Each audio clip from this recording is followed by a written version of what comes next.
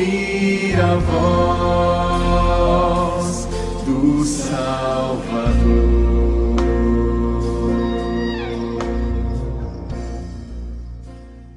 Eu quero convidar para a gente ler esses textos juntos e fazer uma reflexão. Vamos ler juntos? O ladrão vem apenas para furtar, matar e destruir. Eu vim para que tenham vida e a tenham plenamente. O outro texto, disse-lhe Jesus: eu sou a ressurreição e a vida. Aquele que crê em mim, ainda que morra, viverá. Mais um. Respondeu Jesus: eu sou o caminho, a verdade e a vida. Ninguém vem ao Pai a não ser por mim. E por último, Jesus realizou na presença dos seus discípulos muitos outros sinais miraculosos que não estão registrados neste livro. Mas estes foram escritos para que vocês creiam que Jesus é o Cristo, o Filho de Deus, e crendo, tenham vida em seu nome. O Evangelho de João é o Evangelho marcado pela expressão vida ou viver. Pelo menos 60 vezes João cita esse tema. Ele começa o Evangelho dizendo que no princípio era o Verbo, e o Verbo era Deus, e o Verbo estava com Deus. Aí começa a falar da criação desde o princípio, porque o tema do Evangelho de João é a vida, e a gente quer meditar sobre esse tema também hoje. Pai, o Senhor conhece cada coração que está aqui presente, Pai. O Senhor sabe das lutas, sabe das dores, sabe das dúvidas, sabe dos medos, sabe da situação que cada um entrou aqui hoje.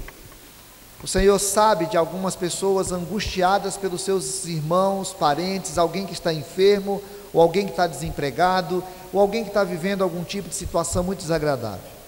Nós queremos colocar essa situação diante do altar do Senhor, Pai. Aquela mulher enferma, que o Senhor tenha misericórdia dela, que o Senhor a cure segundo a tua vontade, que o Senhor faça teu querer na vida dela, Pai. Aquela família que está passando por um momento tão difícil e pede oração, que o Senhor tenha misericórdia, Pai, e que aquela irmã seja protegida no Senhor. Da mesma maneira, Pai, cada um de nós que chegamos aqui e vamos meditar nesse texto, nós queremos pedir a bênção tua, para que nosso coração seja alimentado com a esperança da palavra, que nesse mundo de tormentas, nesse mundo de angústias, a gente possa encontrar na palavra do Senhor o alimento que faz a gente ter esperança, o alimento que faz a gente se animar no Senhor, a viver no Senhor. Então, Pai, derrama da tua graça e abençoa, Deus, para que se alguma pessoa ainda não tem um compromisso pessoal e público feito com Jesus, que hoje seja dia, Deus, da mesma maneira que o Senhor um dia escolheu a cruz para assumir compromisso, que hoje seja dia de salvação em nome de Jesus. Amém, Pai. Irmãos, nós estamos vivendo uma calamidade, né? A gente para no final desse mês de setembro, e eu quero muito insistir lá no consultório, nas redes sociais, e queria que aqui na igreja também o fizéssemos. A gente fala do mês de setembro como esse mês amarelo para lembrar a tragédia do suicídio. Aqui em Rondônia nós temos mais de 90 suicídios esse ano. O ano passado foram mais de 126. Isso significa um pouco mais de 10 suicídios por mês. Nós estamos tendo, a semana passada foi horrível aqui no nosso estado, e as pessoas tentam não ficar falando sobre isso, porque cada vez que a gente noticia um suicídio, a gente alimenta de 6 a 10 pessoas que estavam com vontade de suicidar, e eles acabam tendo coragem porque viram outro suicídio. Então, a ideia é que se fale o mínimo possível. Uma vez eu estava com o Bernardo lá num lugar, e o Bernardo mostrou um vale assim, e falou que aconteceu uma série de suicídios ali em tantos meses, e eu fiquei tão assustado com aquilo lá, e agora eu começo a ver que a gente vê isso aqui. faz parte da nossa rotina, faz parte da nossa cultura já. As pessoas começam a falar sobre isso, nós vamos às escolas e as escolas estão falando constantemente sobre isso, porque estão assustadas com a quantidade de adolescentes que começam a falar de suicídio. E a gente fica pensando, meu Deus, vai parar? Isso vai diminuir? Você tem expectativa de que vai diminuir? Eu tenho expectativa de que vai diminuir? Agora, qual é o problema? É que quando a gente fala de suicídio, nós estamos falando da ponta do problema. Estamos falando do extremo do problema. Antes do suicídio, a gente tem a depressão, tem a angústia, tem a culpa, tem a dor, tem a desesperança. Tem uma série de coisas que outras pessoas viveram ou que outras pessoas estão vivendo, e tudo isso que nós estamos vendo, e tudo isso que nós estamos vivendo, tudo isso que nós estamos experienciando, tem uma lógica que começa lá na criação, que perpassa toda a história e que vai escravizando gente das mais diferentes formas, nas mais diferentes épocas, em cada época de uma maneira diferente, em cada tempo de um jeito diferente, mas a ideia é escravizar as pessoas e deixar as pessoas absolutamente desesperançadas. A Bíblia fala que existe um espírito que agora atua nos filhos da desobediência, e a gente não sabe disso, a gente não para perceber isso. E o Evangelho de João vem na contramão disso, para poder falar de Jesus como sendo a esperança, de Jesus como sendo a vida, de Jesus como sendo aquele que traz ao coração humano uma possibilidade de encontrar oxigênio no meio de um mundo sem oxigênio. Nós começamos, eu não tenho paciência para assistir série, né? Mas nós começamos a assistir uma série, e aí as pessoas ficavam numa nave espacial fora da Terra depois de um tempo, e eles tinham uma quantidade X de oxigênio que podia ser utilizada, obrigado meu irmão, uma quantidade X de oxigênio que podia ser utilizada, e que em qualquer momento podia acabar, então tinha que ser economizado oxigênio. Como é que se economiza oxigênio? Parece que é aquele instante que a gente tem que parar para pensar, meu Deus, o que eu vou fazer nesse mundo tão desesperançado, e tão desesperançador, porque ele vai gerando angústias, vai gerando problemas, vai gerando medos, vai gerando desesperos. O que a gente pode fazer? Então, quando a gente pega esse Evangelho e começa a perceber, ele vai apresentar Jesus falando a uma sociedade, e às vezes nós somos tentados a imaginar que Jesus era alguém superstar. Nós estamos conversando hoje aqui com jovens, Jesus era mais um no meio de uma multidão de pessoas que falava todo tipo de linguagem religiosa, e Jesus era um mestre, haviam centenas deles. Jesus era alguém que foi conhecido em alguns nichos, em outros lugares ele nem era tão conhecido. Jesus era alguém que falava para uma população que vivia angústias as mais profundas. A primeira que eu queria chamar a atenção era uma angústia existencial. Parece que naquela época as coisas eram mais fáceis do que hoje, porque a gente vive situações tão horríveis que nós não conseguimos imaginar outro povo em outra época vivendo situação pior. Mas outros lugares tiveram as situações piores para o seu tempo, piores para o seu momento, para a sua situação. E o povo de Israel, ele vivia já há cerca de 400 anos, pelo menos, pouquinho mais até, sob outro governo. Israel não era mais povo organizado. Israel viveu sob o Império Babilônico, depois viveu sob o Império Persa, depois viveu sobre o Império Grego, depois viveu sobre o Império Romano. Na época de Jesus eles já estavam sobre o quarto império, não tinha governo, não tinha rei, não tinha vontade própria, não tinha projeto político pessoal, e tudo que eles produziam era para pagar impostos caríssimos para os impérios. Ali no meio dessa situação foi desenvolvendo todo tipo de violência social que a gente pode imaginar. Eram cobradores de impostos que roubavam violentamente para poder mandar para Roma e para poder adquirir para si mesmo. Eram pessoas que transformavam os ambientes religiosos em lugares de comércio porque tinham que ganhar. Eram ladrões e salteadores que disputaram com Jesus depois aquela situação de se Jesus ou Barrabás. era situação de fome, as mais diversas, que Jesus vai chamar a atenção, e depois Tiago vai chamar a atenção, que não é possível as pessoas viverem qualquer tipo de religião se tiver entre eles pobres e violentados das mais diferentes formas. Então Jesus viveu num tempo em que as pessoas tinham profundas angústias, diferenças, problemas, falta de autonomias. E aí a gente para e fica pensando, é nesse momento, é nesse instante de história que o povo tanto ansiava por um rei, tanto ansiava por um libertador, que Jesus aparece e as pessoas começam a pensar, puxa vida, é agora nosso problema vai ser resolvido. Não, não foi resolvido porque não era aquela a proposta de Jesus. Mas eles viviam profundas angústias religiosas também. Era uma religião forte. Tudo girava no entorno do templo de Jerusalém. Era um povo extremamente dedicado à sua religião, mas extremamente vazio de Deus.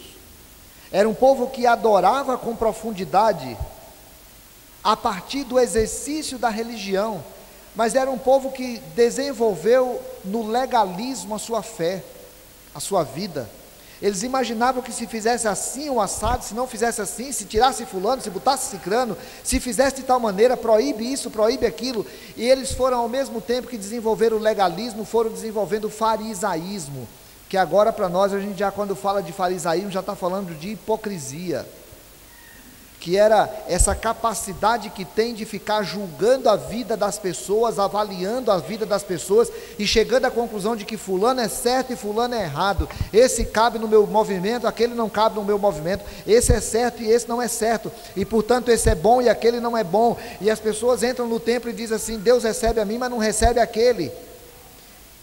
É nesse ambiente que Jesus veio para viver, é nesse ambiente que ele veio para praticar a sua fé. E portanto era um tempo de angústia religiosa tão grande, que a Bíblia diz que quando Jesus olhou para eles, viu como se fosse uma multidão de ovelhas exaustas e aflitas, que não tem pastor. Tinha religião, tinha templo, tinha noção de Deus, mas não tinha experiência com Deus. Jesus vem falar num tempo de profunda sede espiritual. Era uma angústia espiritual com tanta religião, de um grupo que dizia, tem que ser assim, porque o meu mestre fala que é assim. Outro grupo dizia, não, tem que ser de tal maneira, porque o meu mestre fala de tal maneira. E cada um pesava a mão de maneira tão violenta sobre o povo, que Jesus chega para eles, num determinado instante, e diz assim, gente, deixa eu falar uma coisa para vocês. Se você está cansado, se você está sobrecarregado, vem para mim, que eu vou te aliviar. Porque eu sou a ressurreição e a vida. Quem crê em mim, ainda que morra, viverá. Vocês estão acostumados com todo tipo de mestre, com todo tipo de líder religioso que vive sobre vocês, mas vocês às vezes não param para pensar que alguns que vieram antes de mim são ladrões e salteadores. E ladrão, ele vem só para matar, ele vem só para roubar, ele vem só para destruir. Eu vim para que vocês tenham vida. Então, num determinado momento ele aponta assim, se vocês têm a tensão e a angústia com a morte, se vocês têm a angústia e a tensão com aqueles que vos enganam na religião, eu vim dizer para vocês que eu vim trazer vida, e vida em abundância aos seus corações. Eu vim trazer uma proposta em que vocês se sintam marcados pela abundância da vida e não pela escassez da vida. E aí João termina praticamente o seu evangelho com aquele texto que nós lemos, dizendo assim, Jesus fez muitos outros milagres. Nem todos os milagres estão registrados nesse livro. Esses, porém, foram registrados para que vocês creiam, e crendo, vocês tenham vida no seu nome. Porque o que pode gerar vida no coração do ser humano não é nenhuma solução que o próprio ser humano consegue criar. Nada que nós fizemos na história resolveu o problema da humanidade. A humanidade acreditou piamente, depois da Revolução Francesa, que a ciência ia resolver o nosso problema, e que a ciência ia gerar tanto conhecimento e tanta capacidade de resolver os nossos problemas, que os problemas humanos acabariam, e ela foi lá e produziu a Primeira Guerra Mundial. Depois, passou pouco tempo depois, ela produziu a Segunda Guerra Mundial. E depois, a grande ciência foi construir armas as mais violentas possíveis, porque na força da arma, o homem acreditava que estava a solução para a humanidade. E a humanidade foi ficando cada vez mais desesperada. Nós produzimos alimentos para alimentar 10 bilhões de pessoas, mas nós não chegamos nem a 8 bilhões ainda. E nós temos no mundo pelo menos 800 milhões de pessoas que passam fome todos os dias. Sabe o que é isso? 800 milhões de pessoas passam fome todos os dias. Ontem nós estávamos no retiro dos adolescentes lá brincando, né? Porque é tanta comida que não sabe o que fazer. Mas temos 800 milhões de pessoas passando fome no mundo. As migrações, as pessoas que saem de um país para outro, sempre aconteceu. Mas esse tempo tem sido horrível na história da humanidade. Nós temos cerca de 200 milhões de pessoas fora dos seus países. Esses dias eu me envolvi muito com os haitianos. Quando os haitianos chegaram aqui, nós temos alguns irmãos haitianos aqui. Eu me envolvi muito, a minha casa, a minha vida, e até hoje eu sofro muito algumas coisas.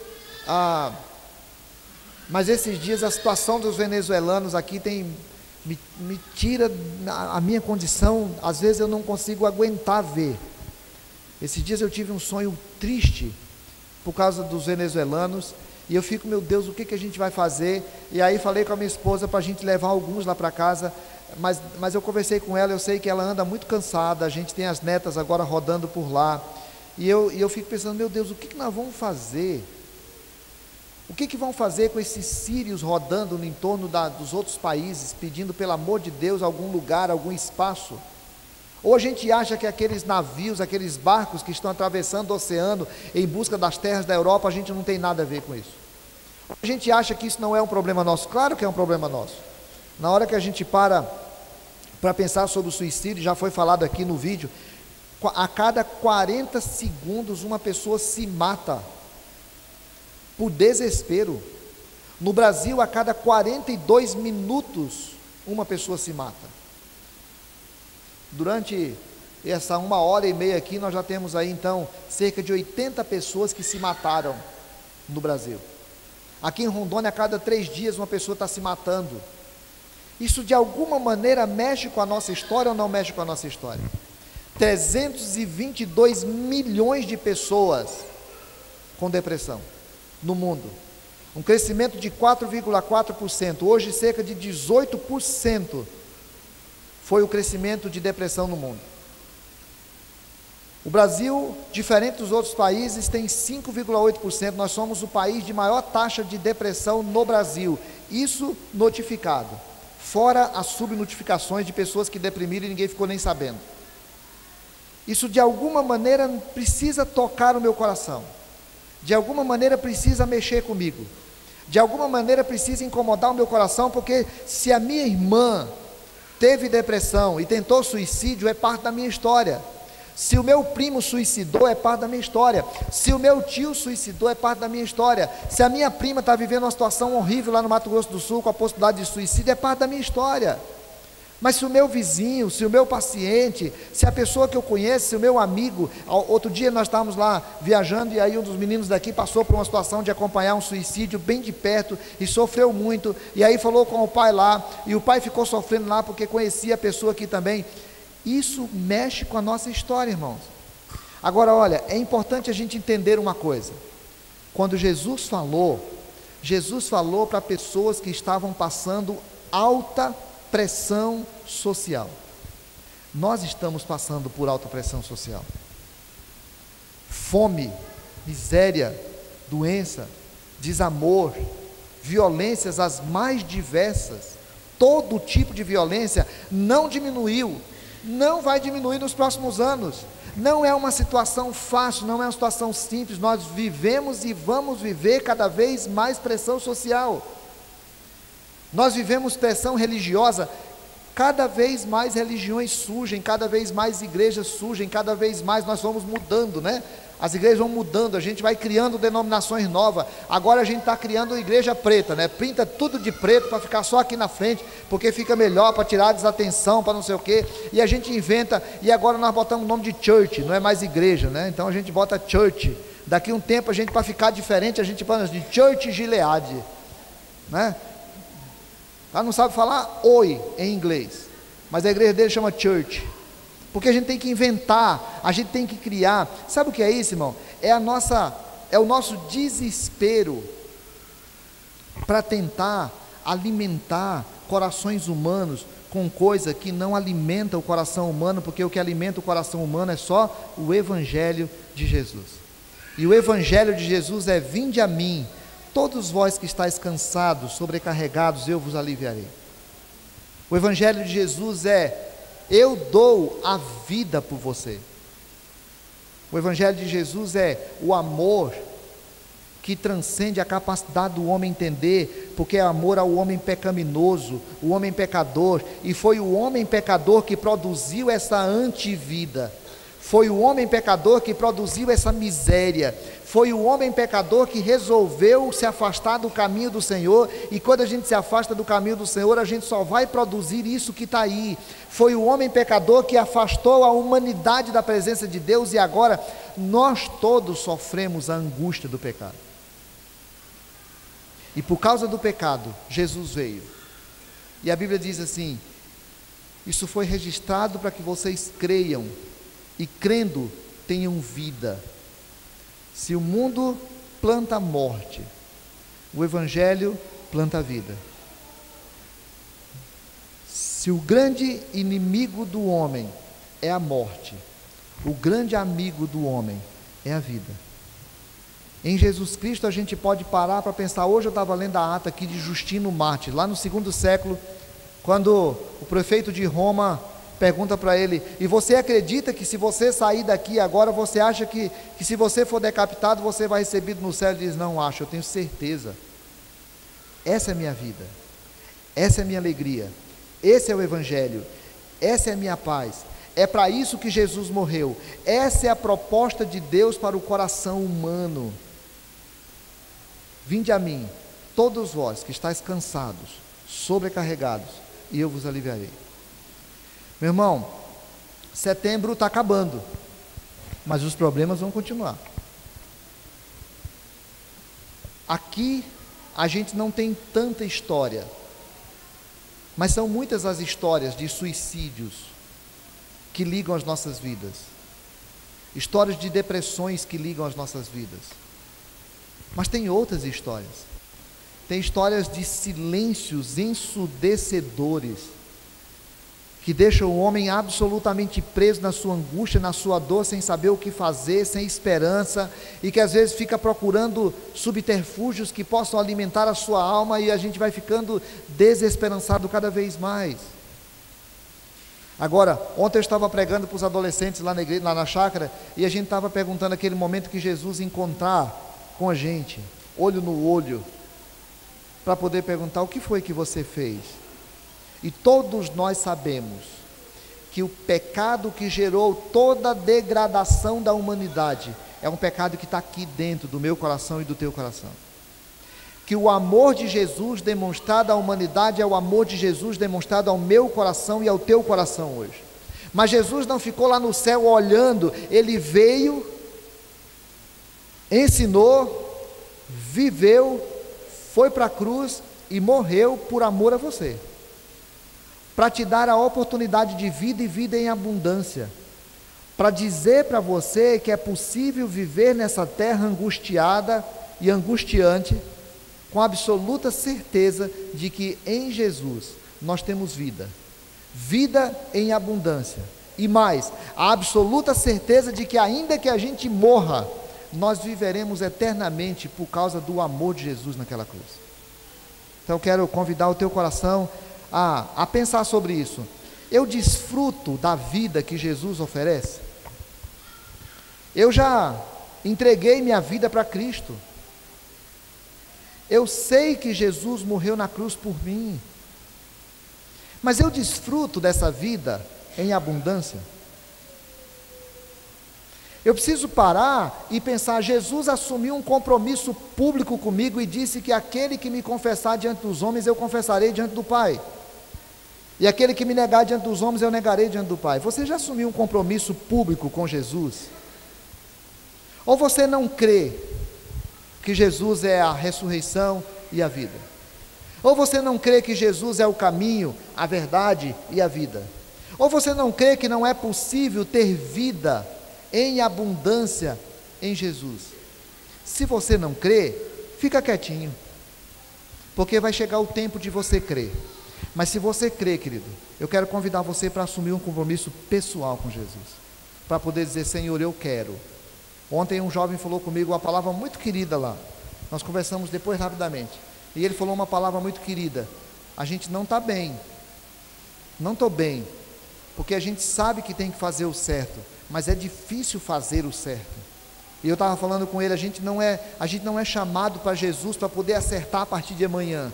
A gente é chamado por Jesus para começar a acertar a partir de amanhã, para a gente poder aprender com Jesus andando no caminho. Mas o que Jesus quer são pessoas que possam olhar para o seu coração para poder dizer: Senhor, eu sei que existe uma angústia no mundo macro, e que no micro ela acontece no meu coração, mas eu sei que a grande angústia do mundo não é a fome, não é o suicídio, porque tudo isso é resultado da grande angústia do mundo, que é o pecado. Eu sou pecador, mas eu creio no teu amor, eu creio na tua graça, e eu creio na tua misericórdia. Vamos orar?